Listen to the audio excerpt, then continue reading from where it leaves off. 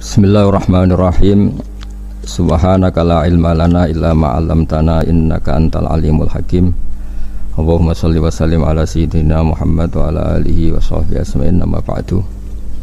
Yang sangat saya hormati Dekan Fakultas Kedokteran UGM, juga putri dari Profesor Zaini, Profesor Ova Amelia, yang terhormat Dr. Naini, Dr. Profesor Dr. Madarina Zulia, dan semua yang hadir, termasuk teman kami Dr. Zulfikar, semua teman-teman kru, semua yang dari UGM, semua pendengar yang sangat saya hormati. Saya tidak akan cerita tentang perspektif kesehatan karena ini wilayah yang nangani kesehatan. Mereka lebih spesifik, lebih tahu. Tapi saya akan cerita tentang sejarah kurban. Tanggal 17 Juli yang lalu kami pas sowan Pak Quraish Shihab. Beliau adalah teman Profesor Zaini, abahnya Mbak Ova ketika di Al-Azhar. Ketika Profesor SMA di sana, Pak Quraish, itu Pak Zaini kakak angkatannya. Jadi dekat sekali, dan alhamdulillah kemarin Mbak Najwa juga sambung langsung sama Profesor Ova lewat adik saya, Mama itu. Dan ini itu Bufa, sangat penting ya. Jadi kalau dalam tradisi agama itu silaturahim adalah menyambung sesuatu yang seharusnya tersambung. Saya masih ingat pesanan Pak Zaini, berkali-kali beliau bilang saya, agama yang masuk negara enggak konflik itu diantaranya paling spesial itu Indonesia, karena para wali ini mendampingi kultur daerahnya tapi tidak benturan. Misalnya kalau orang Jawa dulu pakai sesajen di sawah-sawah, katanya dimakan penunggunya. Ya penunggunya sawah itu kalau dulu ya pikirannya itu makhluk gaib. Di era modern ya penunggunya itu ya kambing, ayam itu. Jadi ya memang yang makan itu akhirnya. Tapi dulu itu aneh, diistilahkan dimakan penunggunya. Kalimat penunggu itu apa ya gak jelas, apa dengan tanda petik, apa penunggu betul gak jelas. Wali-wali datang tidak mengkafirkan itu, tapi terus dirubah jadi sedekah ke tetangga-tangga. Jadi kultur itu enggak dilawan, tapi cukup diubah. Jadi makani demit menjadi sedekah ke tetangga. Nah, cerita kurban juga seperti itu. Dulu tokoh-tokoh Quraisy, penunggu Ka'bah, itu dulu sudah ndak tauhid, sudah musyrik kalau dalam bahasa agama. Itu di mana-mana termasuk kebutuhan pokok manusia itu kalau kumpul-kumpul itu makan-makan. Itu mulai dulu. Terus korbannya itu ya pasti perempuan mulai dulu. Jadi hanya bagian masak, boleh makan nanti ngenteni luyan itu, ngenteni bekas-bekasnya. Sehingga yang nyortir Abu Jahal CS itu. Jadi yang kurban harus hewannya bagus, spesial, bahkan nggak boleh dikawinkan. Hewan yang mau dikorbankan itu nggak boleh dikawinkan, nggak boleh pernah dikendarai, nggak boleh pernah dipakai bajak sawah dan sebagainya. Semuanya serba spesial. Nanti dikorbankan di Ka'bah, yang dijual Ka'bah. Nah pertanyaannya, Ka'bah ini nggak pemakan daging, yang untung ya ketua-ketuanya ini, karena Ka'bah tidak doyan daging. Dan itu ya di atas namakan Allah, ini demi taqarrub ila Allah, demi itu. Sehingga mereka bilang waqalu hadhihi an'amu wa harsun hijrul la yat'amuha illa man nasa'u bi za'mihim. Ini hewan kurban harus spesial, dan yang berhak makan hanya orang-orang spesial, yaitu para penunggu Ka'bah, para sadanatul bait. Tapi karena mereka sudah tidak benar, tidak jujur, Islam mau merubah tradisi itu. Tapi kalau tradisi itu dirubah, maka Islam akan terkenal pelit, karena dari acara makan-makan menjadi tidak ada makan-makan. Jadi kadang kebenaran itu harus diganti dengan sesuatu yang tidak ekstrim, karena tadi dari acara makan-makan menjadi sama sekali nggak makan-makan. Maka terus diganti oleh Islam dengan kalimat udhiyah, dengan kata kurban. Nah, kenapa itu harus terjadi? Karena kurban itu sebetulnya syariatnya Nabi Ibrahim, di mana orang Mekah itu memang turunan Nabi Ibrahim, sehingga sisa-sisa makan-makannya masih. Cuma mulai ada melenceng, ada sesajen, ada khurafat, ada bid'ah. Kemudian itu mulai masalah. Terus Rasulullah Muhammad SAW datang ingin benahi itu. Tapi yang dibenahi adalah menghilangkan kemusyrikannya, bukan makan-makannya. Akhirnya diganti oleh udhiyah. Nah, kenapa ada kurban? Kalau dalam banyak literatur, Nabi Ibrahim alaihissalam itu nabi yang paling, dengan tanda kutip, mengklaim kalau beliau itu orang paling sayang kepada Allah, paling dekat kepada Allah. Nggak ada yang dicintai selain Allah. Beliau memaklumatkan itu baik secara lisan maupun di gemuruh hatinya, di bisikan hatinya, di detak jantungnya, pikirannya seperti itu. Pas itu beliau belum punya putra karena beliau termasuk lambat punya anak. Suatu saat ditakdir punya putra, yaitu Ismail. Pas seneng-senengnya jalan, pas seneng-senengnya punya anak, sama Allah disuruh nyembelih. Anak kamu harus kamu sembelih. Ibrahim kaget. Kenapa ya Allah? Kamu adalah orang yang sering ngomong bahwa yang paling kamu cintai saya. Tapi setelah ada anak kamu, kayaknya enggak. Protes Nabi Ibrahim, Pak. Yang benar Gusti, iya harus anak kamu. Karena beliau kadung janji, kadung komitmen yang paling dicintai Allah, tidak ada yang lain. Saya akan mencintai engkau ya Allah, meskipun harus mengorbankan anak saya. Singkat cerita terus disyariatkannya kurban itu. Ketika Nabi Ibrahim berkomitmen melaksanakan perintah itu, Ismail juga mau nurut, terus sama Allah diganti oleh hewan kurban yang bernama kambing itu. Sehingga versi cerita itu bahwa Allah akan maklumi ketika orang mencintai Allah secara serius, bersamaan dengan itu orang juga mencintai anaknya dengan proporsi masing-masing. Itu di khazanah-khazanah yang saya baca. Versi kedua, tapi ini nanti nggak perlu dipertanyakan. Nanti kalau UGM tanya itu versi yang paling baik, yang paling benar gimana? Yang tanya juga bid'ah, yang jawab juga bid'ah nanti. Karena itu wilayah yang kadung terjadi. Jadi kalau dalam ilmu hadis itu, kalau kadung terjadi, mbok kamu unggulkan yang mana, tetap saja yang terjadi hanya satu, mau kelewat. Beda dengan istihad solusi. Karena mau terjadi ya kita uji coba. Kalau nggak cocok yang A ya cocok alternatif B, alternatif C. Kalau sudah kelewat, mau gimana? Kalau salah ya salah aja kan. Versi kedua begini, semoga versi kedua ini yang benar. Kalau ini benar, keren. Nabi Ibrahim itu memaklumatkan diri. Kalau dalam bahasa Arab itu iddia itu mengklaim bahwa dia adalah orang yang paling sayang terhadap makhluk Allah, semua hamba Allah. Terus beliau diterbangkan ke langit. Ya karena UGM ini lembaga akademik, nanti saya baca teksnya. Kalau bahasa Arabnya itu takbirnya. Diterbangkan ke langit, ke alam malakut, ya tidak usah ditanyakan saya terbang gimana, nanti ribet nanti itu. Setelah diterbangkan di langit, wa kadzalika nuri Ibrahim malakutas samawati wal ardh, diperkenalkan alam langit, terus dipertontonkan. Itu ada sekian hamba Allah yang nyabu, yang ngefly, yang dugem, pokoknya yang maksiat-maksiat itu. Ibrahim ditanya sama Allah, gimana itu mereka menurut kamu? Damirhum, habisi saja Allah. Mereka makan rezekimu, hidup di bumimu, tapi mereka tidak mengindahkan engkau. Matikan saja. Sama Allah diturutin. Jalan-jalan lagi sampai 3 kali peristiwa tempat-tempat maksiat itu dihabisin sama Nabi Ibrahim. Beliau minta sama Allah supaya itu dihabisin. Singkat cerita, terus beliau diturunkan sama Allah. Setelah diturunkan, ya Allah tidak jawab, tidak apa. Allah itu punya sunnah, punya tradisi.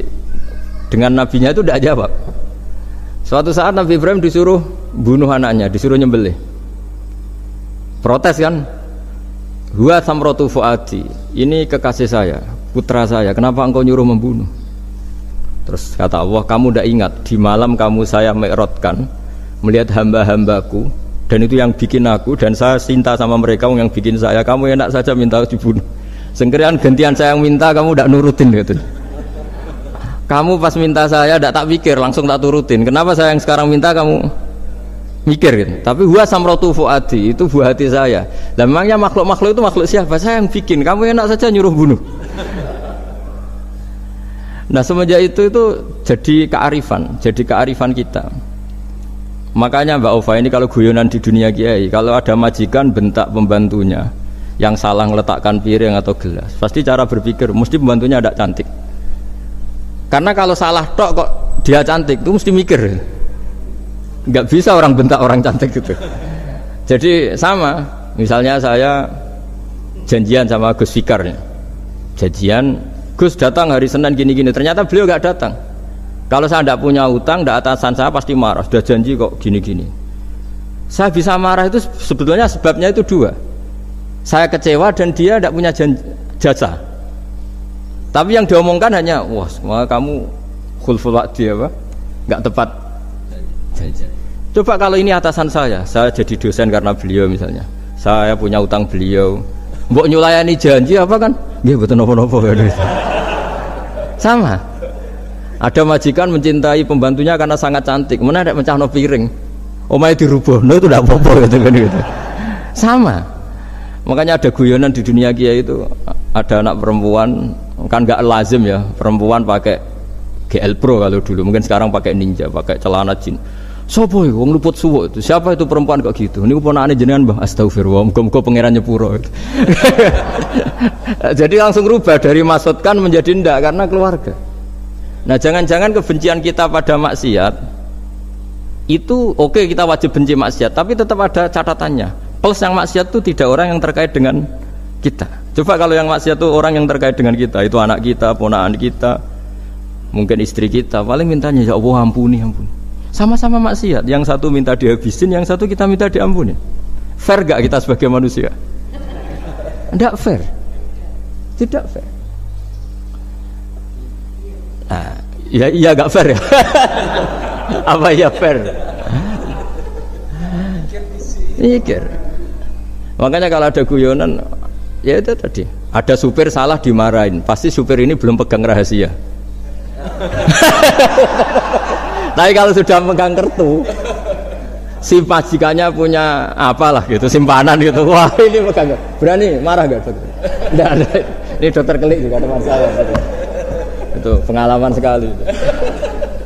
Jadi itu guyonan kiai. Makanya jadi manusia itu gak pernah adil sebenarnya. Makanya Allah pernah mensifati manusia itu bakanal insanu zaluman jahula. Manusia itu sangat zalim dan sangat bodoh.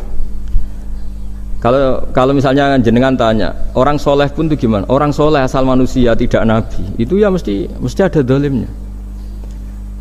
Makanya kalau dalam kitab Hikam diterangkan, kitab Hikam itu kitab yang olah manusia.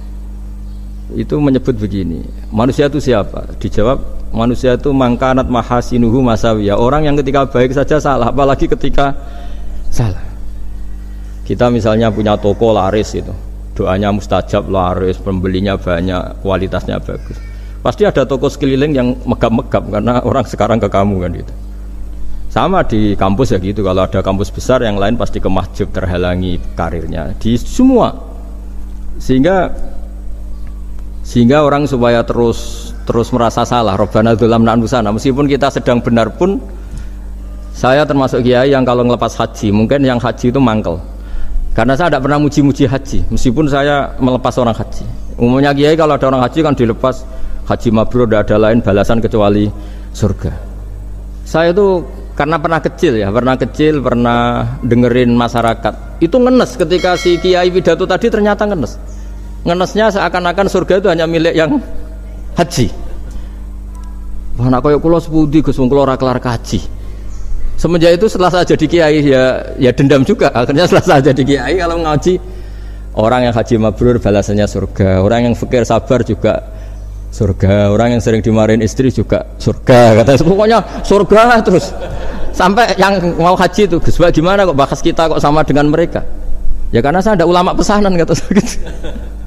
Jadi artinya gini, ketika Anda muji ibadah haji, jangan kira yang ngenes tidak banyak, yang ngeluh juga banyak, karena mereka ada takdir gak mampu haji. Itu hebatnya Islam. Islam juga datang dengan solusi-solusi. Misalnya Jumatan itu hajinya orang miskin, orang yang ingat Allah mulai subuh sampai matahari terbit juga sama dengan umroh. Jadi karena tidak semua orang itu mampu haji. Jadi itu Islam. Jadi nanti tak bacakan, jadi versi kedua itu Nabi Ibrahim diperingatkan Allah bahwa tidak seperti itu cara mengelola hambaku. Nah, Islam ini kata Allah anit tabi' millata Ibrahim hanifa. Referensinya Islam, mentornya Islam itu Nabi Ibrahim. Sehingga kita alhamdulillah punya sejarah wali songo. Saya punya orang tua Kiai Nur Salim itu sayang sekali sama umat, Mbah Mun juga gitu. Saya sama Profesor Zaini itu sudah mulai tahun 2000 terus tiap hari ketemu juga nggak pernah kecewa. Beliau itu pernah disalahpahami, mungkin Bu Ova belum dengar ini. Pernah disalahpahami karena beliau itu tangan kanannya kan agak kuat. Jadi kalau ngambil papa itu pakai tangan kiri.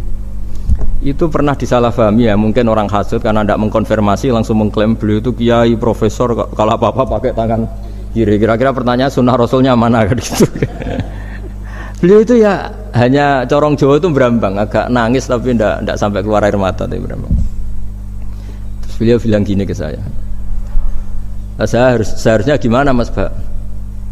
Ya kalau Pak Zaini ingin jadi wali ya tidak usah menjelaskan. Kalau Pak Zaini ingin menjelaskan berarti ingin diakui makhluk. Tapi kalau nggak dijelaskan mereka salah paham terus. Tapi cepat jadi wali karena sudah mulai mengabaikan apa kata mereka. Tapi kalau menjelaskan ya enggak. Ya lama jadi walinya, tapi bagusnya orang nggak salah paham. Pak Zaini tertawa-tawa. Jadi wali apa enggak? Jadi saya tuh lama sekali sekamar dengan beliau ada di badan wakaf ya Mas Fajar ya. Badan wakaf yang atas itu kan dulu tempatnya Pak Rektor kan kosong. Nah itu kita tempati sama Pak Zaini bertahun-tahun, tiap hari diskusi. Dan nggak pernah ceritanya beliau itu penting, karena seneng guyon. Memang khasnya ulama itu seneng guyon.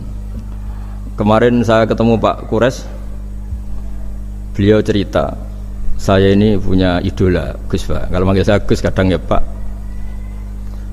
Dulu beliau doktor filsafat, lama-lama jadi Syekhul Azhar. Itu kalau ke kuliah pakai bis, kata Pak Kures pakai bis. Suatu saat di Al Azhar itu kan beda dengan di yang lain ya, agak-agak modern. Si gurunya ini, beliau itu karena banyak yang berdiri, beliau duduk, ada perempuan berdiri, terus yang lelakinya berdiri, terus jatah duduknya dikasihkan perempuan. Perempuannya itu pakai pakaian yang agak minim, agak seksi lah, agak minim. Terus si Syekhul Azhar tadi saat itu belum Syekhul Azhar, punya 2 permen. Ini ceritanya Pak Kures punya 2 permen, terus yang satu sudah dibuka, yang satu masih bungkusan, masih ditawarkan, silakan Mbak kamu milih yang mana. Milih yang masih itu, padahal bukanya itu supaya lebih gampang, ternyata milih yang masih bungkusan. Kenapa Mbak? Ya ini lebih steril karena pakai bungkus. Oh iya itu pelajaran itu. Terus Pak Kures nantang saya, Gus Pak punya enggak cerita tandingan? Wah kalau saya kebalikannya Pak, di kereta itu ada Cina, enggak khitan ya. Ketemu sama kiai kampung. Terus, kenapa khitan? Enggak khitan juga sama gini-gini gitu. Terus dikasih pisang, terus dimakan, dikupas dulu. Kok udah langsung aja? Terus kata Pak Kures, nah ternyata sama Pak Zaini sama Pak Kures itu dibalik keprofesorannya. Ceritanya itu ya guyon terus. Karena memang agama ini itu kalau masalah kebenaran itu serius, tapi dibalik kebenaran ini yang perlu dicatat oleh semua yang mencintai agama ini, bahwa Allah itu tidak butuh taat kita. Dan Allah tidak akan gagal sebagai Tuhan karena maksiat kita. La tanfa'uhu ta'atuhum wa la tadurruhu maksiatuhum. Allah tidak akan ngefek ketika semua orang taat ya gak ngefek, semua orang maksiat juga gak ngefek. Karena Allah ini zat yang punya eksistensi sejati, sehingga hubungan kita dengan Allah itu tidak ngefek ke Allah, tapi ke kita sendiri. Sehingga mereka lebih rileks karena nggak merasa harus mati-matian bela Allah. Allah tetap Al-Qayyum, zat yang bisa berdiri sendiri. Sehingga di kitab-kitab itu ada bab namanya Mizahun Nabi, guyonan-guyonan Nabi. Itu ada babnya sampai di kitab Ihya, di kitab banyak lah kita. Masyhur itu suatu saat ada orang sepuh sowan ke Nabi, karena sudah sepuh beliau pamit lah, kira-kira jam segini pamit, ya Rasulullah saya mau pulang karena nanti kemalaman. Karena beliau jalan kaki yang orang sepuh. Kata Nabi, dah tenang saja di sini, nanti pulang kamu udah jalan kaki. La ahmilan naki alab ninakoh, nanti kamu tak naikkan anaknya unta. Pikirannya orang sepuh tadi, namanya anak unta itu ya kecil. Wa ma fa'altu bibninako, apa yang bisa saya lakukan dengan anak unta? Sudah tenang saja. Setelah beliau ngaji lama, ya dikasih unta tua itu. Silakan kamu bawa unta saya ini. Ini kan unta tua, ada anak unta. Ya meskipun tua ya anaknya unta kata Nabi. Ya Nabi cerita saja. Meskipun tua juga anaknya unta. Jadi agama itu rileks. Nabi Ibrahim kembali lagi ya karena syariat Ibrahim. Nabi Ibrahim itu pernah minta supaya nyawanya itu diperpanjang karena umumnya orang itu kan ingin nyawa panjang, ingin umurnya panjang. Beliau yakin penting nyawa panjang, umur panjang. Allah tidak jawab gak apa. Suatu saat ada tamu, orangnya itu sepuh sekali. Nabi Ibrahim karena orang yang sangat menghormati tamu dikasih kurma, anggur. Itu setiap dimakan dikunyah meler lagi keluar. Karena sudah sepuh, nggak ada giginya, dikunyah keluar lagi. Itu jawabnya Nabi Ibrahim, ya Allah, masuk lagi ke kamar, sholat lagi, mengcancel doa panjang umur. Katanya Ibrahim, oh jenengan jawab toh. Gitu. Artinya kalau ingin tua sekali ya nasib kamu kayak itu gitu. Jadi karena beliau tahu itu jawaban terus masuk kamar, oh jawab toh Gusti jenengan, terus membatalkan doanya. Itu Nabi Ibrahim. Kalau orang sekarang enggak, ndonga ngarani, ya tua ya tetap sehat, tetap wah itu. Itu lebih ribet itu. Iya, jadi karena doa itu kalau enggak diperjelas itu ya repot. Ini cerita supaya kita berislam itu ceria. Saya Mbah Mun itu meskipun kiai top, senengannya nggih guyon bapak saya. Tapi guyon itu ada yang wajib. Saya dulu itu janggal. Ini cerita ya, mungkin kalau di kampus-kampus umum agak asing, tapi ini cerita. Nuduh zina itu dosanya besar sekali. Saya ulang lagi, nuduh orang lain zina itu dosanya besar sekali. Disebut bab qadzaf. Saya pernah menjumpai 3 kiai besar Bu Ofa, 3 kiai besar. Kiai top semua. Di majelis itu ada gosip bahwa si A itu punya selingkuhan sama Sri misalnya atau dengan siapalah, dengan perempuan. Itu kalau di Arab itu senengannya pakai Salma, Laila Majnun Salma. Kalau di Jawa itu kasihan korbannya itu. Ya, tapi itu contoh saja ya. Itu si Kiai 3 tadi gak ngefek, malah tanya gini, loh apa perempuannya cantik? Wah cantik sekali Mbah. Cantiknya sampai kayak apa? Malah bicara cantiknya perempuan. Saya itu ya pertama iskal. Ini Kiai kok bakas orang apa? Cantik. Orang ayu ya. Setelah majelis itu bubar, yang penggosip tadi ya yang gosip ini gak kiai, yang pembisiknya ada kiai, yang gosip ini gak kiai, cuma kiai 3 ini posisi mendengar, tapi malah tanya cantiknya tadi. Singkat cerita setelah orang itu pulang bilang gini, Gus, itu kalau saya bilang iya dengan gosip itu saya ikut qadzaf, saya ikut menuduh orang lain zina, itu dosa besar. Selain itu saya kiai, kalau saya bilang iya dianggap membenarkan. Maka untuk mengalihkan gak bicara nuduh, jadi guyon tadi. Jadi guyonnya itu karena kalau kita tadi bilang iya artinya mengiyakan. Dan itu artinya qadzaf, punya dosa besar karena nuduh orang lain zina. Diperparah dia kayak besar kan orang menjadi percaya karena yang ngomong bukan penggosip lagi tapi ya. Maka dialihkan tadi. Loh ayo nucung. Sampai segitunya kearifan ini. Sehingga dulu ketika Ma'is itu seorang sahabat yang pernah salah besar. Itu Nabi ketika beliau ada gosip salah gitu ya, Nabi masih jangan-jangan kamu hanya mimpi, Jung. Jangan-jangan kamu hanya megang tapi tidak sampai zina. Sampai terakhir Nabi tanya, "Afi aklika syai'un?" Jangan-jangan otak kamu ini sudah agak error. Saking tidak inginnya Nabi mempercayai hal-hal seperti itu. Nah, problem kita di zaman sekarang justru kadang nyari-nyari supaya tahu buktinya. Yang dulu para orang soleh menghindari bukti itu supaya enggak suudzon, sekarang orang mencari-cari bukti. Padahal itu dilarang, wala tajassasu, orang enggak boleh mencari-cari kesalahan orang lain. Nah itu kearifan yang saya dapatkan dari Bapak, dari Mbah Mun, dari Pak Zaini, dari Pak Gures. Mereka orang-orang yang luar biasa menghindari ngomong penting. Sekarang itu orang banyak yang sering ngomong penting, sebenarnya itu malah salah. Karena kalau ngomong penting itu vonis terhadap orang lain. Tapi kalau kamu rileks, tidak. Nabi dulu tuh rileks sekali. Ketika beliau ngaji gini, terus ada pemuda lewat bawa cangkul mengabaikan pengajian Rasulullah. Banyak sahabat bilang, celaka orang itu ada Nabi ngaji kok tidak ikut. Jawabannya Nabi unik. jangan-jangan dia punya keluarga yang harus kerja, dan kalau harus kerja untuk nafkah keluarganya itu juga ibadah, itu ya sunnah saya. Jadi Nabi rileks saja, tidak tersinggung, tidak. Nah, kenapa kita butuh rileks? Karena kebenaran sekali dipaksakan itu jadinya benturan. Dan itu wali-wali Songo itu dulu sudah berpikir seperti itu. Sehingga Pak Zaini yang sering ngendikan sama saya, kita ini bisanya mengikuti Mas Bah, kalau manggil saya Mas, tidak bisa benturan.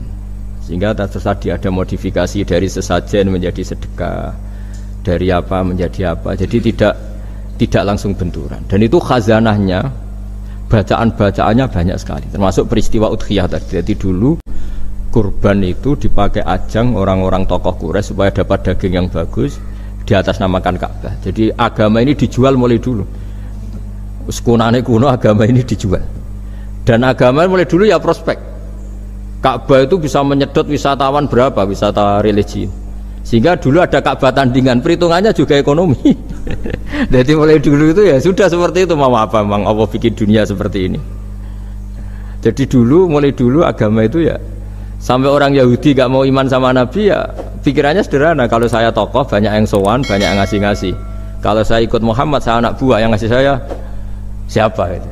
Jadi perhitungannya juga ekonomi. Jadi ketika Abraham mau bikin Ka'bah tandingan, itu perhitungannya juga ekonomi. Jadi ribet kan memang kalau manusia itu sudah ribet. Tapi Islam ini datang bukan untuk itu, tapi memaklumi itu. Itu hebatnya Nabi Ibrahim. Ketika beliau berdoa, ya Allah, keluarga kami saya tempatkan di Mekah.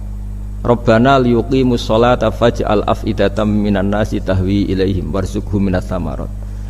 Cuma menurut Islam dibalik, ya Allah, kita ini ingin anak-anak kami ini bersujud kepada Engkau, ingin anak-anak kami ini melakukan sholat. Tapi mereka ini manusia yang untuk ketahanan hidupnya butuh makan, butuh rizki, butuh ekonomi.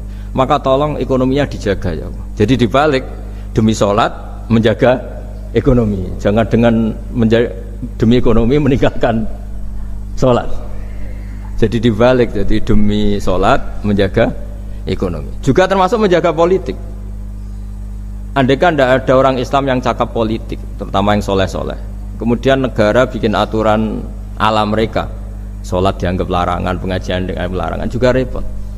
Makanya mulai dulu kiai-kiai itu ya politik, karena nggak ingin negara ini diatur oleh orang yang anti sholat, anti agama. Karena kalau negara terserah yang sedang jabat, kemudian yang jabat tidak soleh, bisa nganggap maksiat-maksiat tidak ilegal, yang pengajian justru ilegal. Nah, di sini kenapa banyak orang-orang soleh dulu ya rata-rata ya berpolitik, mulai sebelum kemerdekaan sampai setelah kemerdekaan. Jadi itu ada filosofinya. Nah, bahwa ada oknum-oknum yang tidak seperti itu ya monggo, itu oknum. Tapi sebetulnya awal-awalnya kenapa banyak orang soleh yang politik, karena nggak ingin negara ini dipimpin oleh orang-orang yang anti agama, anti kebaikan. Sehingga berkahnya apa? Berkahnya negara ini berkonstitusi secara Islami. Meskipun tidak negara Islam, tapi tadi hak asasi manusia terjaga, hak belajar, hak beragama, hak ibadah. Coba bayangkan kalau kita jadi korut, Korea Utara kan pusing. Jadi, nah itu uniknya, lagi-lagi ini cerita uniknya. Itu mulai dulu itu tidak ada benturan.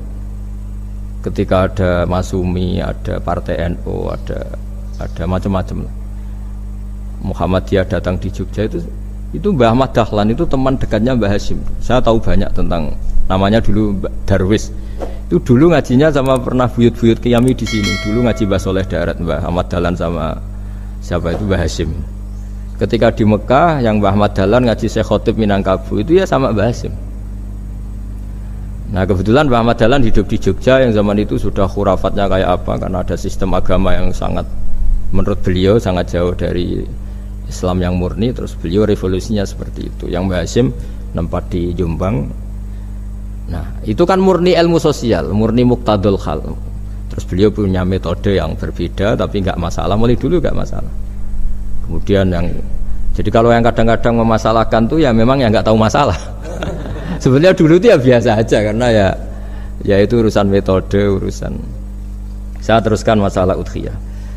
Jadi yang diceritakan Nabi Ibrahim tadi, bahwa benci seseorang kita atas namakan maksiat itu tidak segampang itu. Karena jangan-jangan kebetulan yang maksiat itu keluarga kita. Apakah kita punya kebencian yang sama saat yang maksiat itu keluarga kita, atasan kita, teman kita? Ya kayak tadi. Kalau saya corong jodi belenjani janji, ada orang janji sama saya nggak tepat waktu, saya bisa marah, itu pasti sebabnya jelas. Itu bawaan saya nggak berjasa sama saya. Kalau kata dokter Gelik nggak cantik ya. Tapi kalau itu orang yang misalnya rektornya bilang, maaf ya saya tidak bisa datang hari ini, tidak apa-apa. Pasti manut itu. Atau yang nyulayan janji kiai itu, cuma ngurus itu teko itu. Ini betul apa-apa. Gayanya aja kita marah karena khulful wa'di ingkar janji. Sama. Intinya Nabi Ibrahim itu coba kalau yang maksiat itu anak kamu berharap saya ngasih tobat kan, bukan langsung tak habisin kan.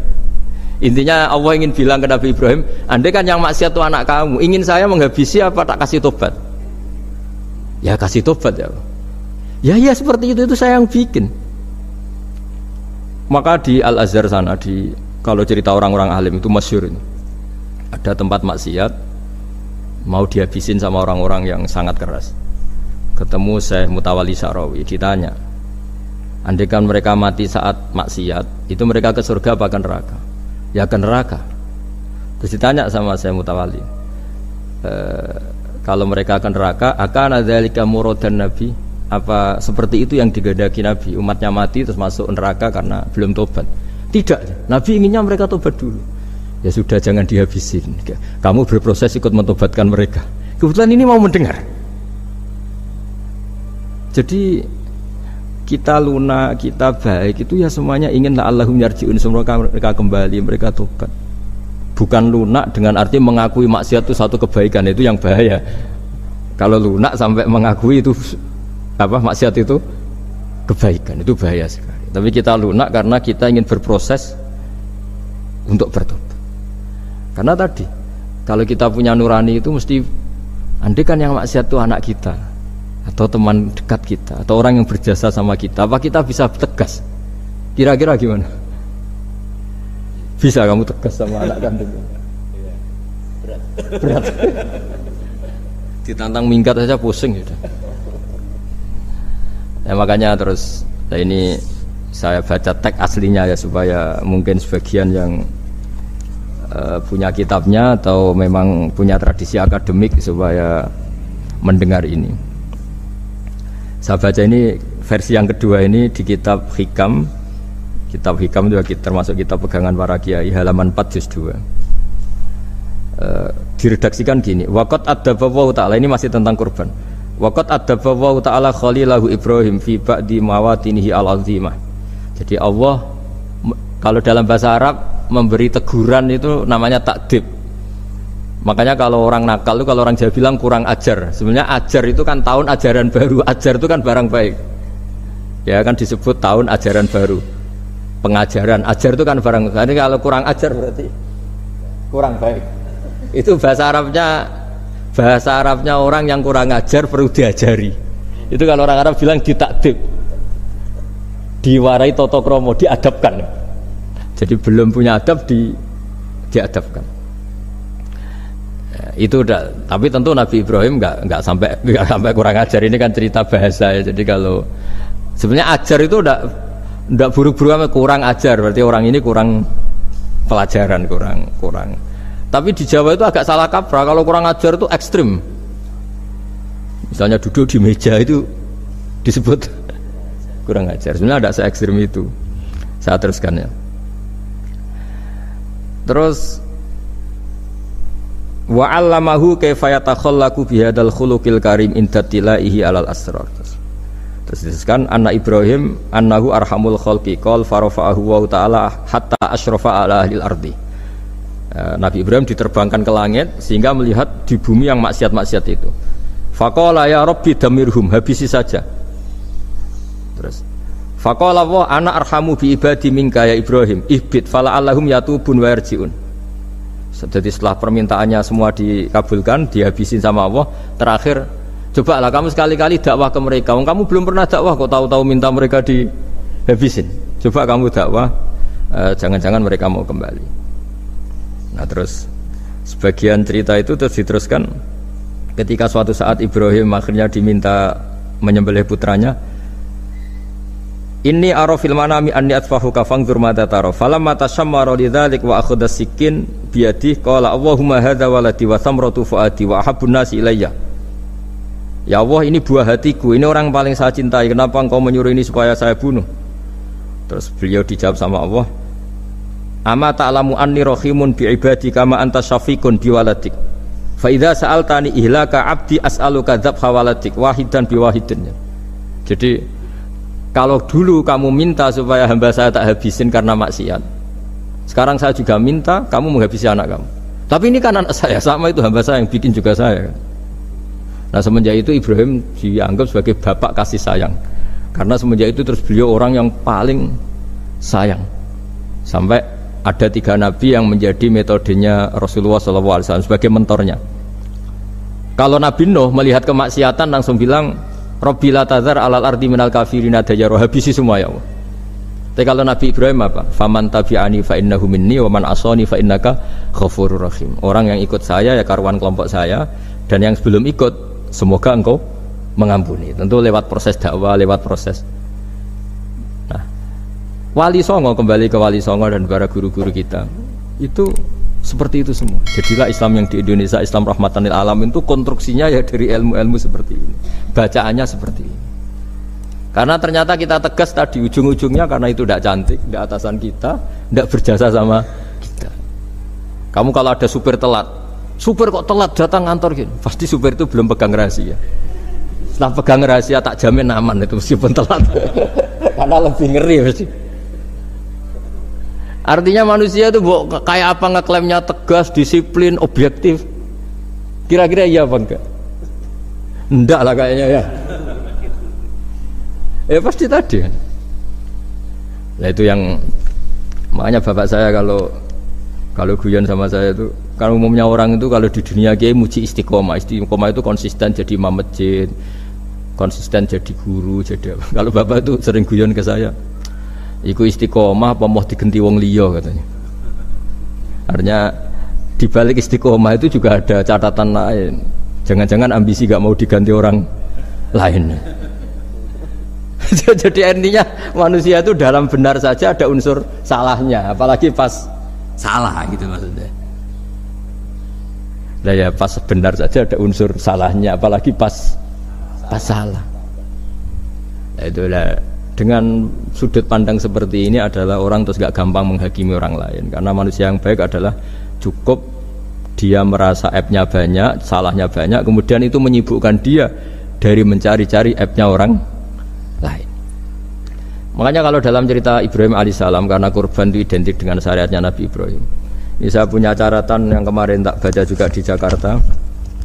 Itu suatu saat Nabi Ibrahim itu didatangin orang Majusi dulu. Orang Majusi itu ya tidak beragama. Singkat cerita Nabi Ibrahim itu terkenal kaya dan suka menghormati tamu. Dulu tamu itu sangat penting dihormati karena dulu gak ada warung, terus padang pasir. Kalau sekarang itu ya wajib dihormati tapi tidak wajib-wajib banget. Karena biasanya sudah marung di mana-mana. Sudah marung di mobilnya bawa apa? Bekal. Kalau dulu di padang pasir kalau tamu nggak dihormati bisa mati betul. Kadang sudah hari perjalanan itu nggak makan nggak apa karena di padang pasir warung nggak ada, nggak bisa ngopi-ngopi ya dulu. Sehingga kalau menghormati tamu dulu itu pahalanya luar biasa ngasih makan itu. Kalau sekarang ya pahalanya biasa aja karena ya tamunya makannya ya biasa aja karena sudah kenyang duluan itu. Singkat cerita orang ini datang ke Ibrahim minta dikasih makan. Nabi Ibrahim mengatakan kamu syaratnya harus Islam dulu, kalau enggak kasih makan. Karena Ibrahim itu seorang nabi dan beliau komitmennya seperti itu, si tamu tadi putus asa. Akhirnya wala itu ya sudah meninggalkan Ibrahim. Setelah beberapa jangkah Allah bilang ke Nabi Ibrahim, orang itu umurnya berapa tadi bilang ke kamu? 50 tahun. Pernah enggak orang itu kelaparan? Kata Allah, enggak, baru ini kelaparan. Terus kata Allah, mundu khamsina sanatan nut'imuhu ala kufri. Falau nawal tahu lukmatan min ghairi antu talibahu bitahiri dinik lakana ahsan artinya. Orang itu umurnya 50 tahun, itu ya tak kasih makan padahal dia majusi. Kamu baru diminta sehari saja minta syaratnya Islam. Terus itu ada di kitab apa Ar-Risalah Al-Qusairiyah di halaman 262. Jadi cuma dulu itu motifnya semuanya agama, bukan atas nama demokrasi atau kebebasan beragama. Karena dulu itu orang dulu itu kan saking sayangnya Allah, apa-apa konstitusinya ya perintah Allah. Dan ternyata perintah Allah seperti itu. Akhirnya dipanggil. Kemana ya majusi ke sini tak kasih makan. Terus majusinya kan kaget. Ada apa? Kenapa kamu rubah? Ditegur Tuhan kan. Iya, ditegur Tuhan itu. Jadi dan alhamdulillah saking simpatiknya orang Majusi tadi akhirnya masuk Islam. Sama itu kan mirip orang Yahudiyah atau Yahudi itu yang tanahnya itu diambil ya sama Amr bin As untuk perluasan masjid di Mesir. Ya ketika lapor ke Sayyidina Umar, ngiranya itu kan dibenarkan perluasan masjid, ternyata Umar belain yang Yahudi. Iya, yang punya tanah harus dikembalikan tuh haknya. Jadi Islam itu menghormati hak kepemilikan meskipun itu milik non muslim. Jadi kata Allah, mut khamsina sanatan nut'imuhu ala kufri. Falau nawal tahu lukmatan min ghairi antu talibahu bitahiri dini.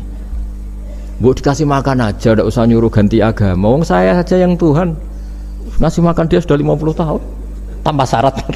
Tanpa syarat. Ya jadi ini cerita ya Bu Ufa. Jadi kita mungkin kenangan saya dengan Bapak, Bu Ufa dengan Profesor saya ini kebetulan teman dekat sekali sama saya dan hampir tiap hari saya ketemu minimal 3 jam bertahun-tahun. Sampai kalau kehabisan cerita akhirnya cerita keluarganya karena kesuwen belajar kan akhirnya cerita keluarga. Maksud saya tadi ini saya cerita ini barang baik ketika beliau pernah ditahan karena aktivis dulu itu pas mau lahirnya Bu Ova, terus beliau berdoa mati-matian delalah dibebaskan. Beliau sempat nunggu kelahirannya Bu Ova ini terus dinamai Aufa Amalia. Itu kalau dalam bahasa Arab itu Aufa itu Allah memenuhi apa yang saya angen-angen. Jadi itu ceritanya itu gitu. Jadi nama itu spontan aja ketika iya, jadi beliau itu aktivis dulu. Bukan di penjara karena korupsi atau kriminal, bukan karena aktivis. Karena kalau model sekarang Bu Ova kalau nggak dijelaskan detail ditahan karena aktivis, nanti dikira ditahan karena yang lain. Ribet kan? Jadi ditahan karena beliau itu dulu aktivis, bukan karena. Ya saya kira demikian. Monggo kalau ada sesi tanya jawab, kalau tapi yang ringan-ringan saja nanti jadi serius. Berapa pertanyaan? Apa waktunya pakai waktu? 10 menit ya.